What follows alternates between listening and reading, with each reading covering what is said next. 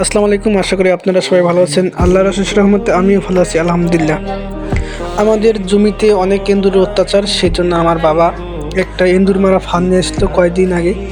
সেই কয়েকদিন আগে ফানটার কারণে আজকে আমরা সেই ফানটি বসাইছিলাম কালকে সন্ধ্যার সময়। সেই ফানটি আজকে আমরা উঠাবো, যে উঠিয়ে দেখবো যে আসলে আমাদের ফানটিতে এন্দুর আটকেছে কিনা।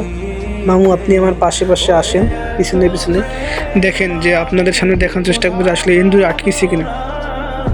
আপনারা কিছুক্ষণের মধ্যে দেখতে পারবেন যে আমাদের ফানটিতে এন্দুর আটকেছে কিনা। অবশ্যই আমরা আশা করতেছি যে আমাদের ফানটিতে খুব সুন্দর একটি এন্দুর আটকেছে এবং খুব রাগান্বিত অবস্থায় আছে, যে তিনি আমাকে ধরা পেলে খাবে নালে ছিঁড়বে, একটা কিছু নয় করবে, হা করে আছে। খুব রাগান্বিত অবস্থায় আছে এন্দুরটি। আমি এখন বলবো, মামু তুমি এখন কেমন লাগতেছে তোমার, যে এন্দুর এখন তুমি ফান আমাদের তো ধানগুলো খুব ক্ষতি করছো, তুমি কেটে কেটে শেষ করে ফেলেছো, এখন কেমন লাগতেছে তোমাকে আটকাতে অবস্থায়? তাই আমি আমাদের কৃষক ভাইদের উদ্দেশ্যে বলতে চাই, আপনারা যদি এই ফান্ডটি নিতে চান, অবশ্যই এই ফান্ডটি খুবই কার্যকারী ভূমিকা পালন করবে এই ইঁদুরের জন্য।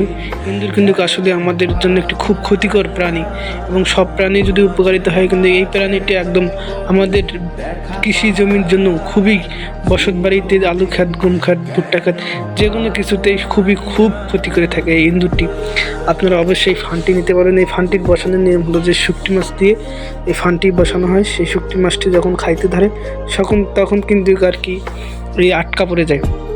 তাই আমি কৃষক ভাইয়ের উদ্দেশ্যে বলতে চাই, এই ফান্ডটি অবশ্যই খুবই কার্যকরী ভূমিকা পালন করবে। আপনাদের কাছে একটি বিশেষ তন্ত্র বলতে চাই যে আমাদের দৈনন্দিন জীবনে যা কিছু করার চেষ্টা করি সব কিছু আপনাদের মধ্যে তুলে ধরে আমি এতদিন কন্টেন্ট ভিডিও বানাইছি।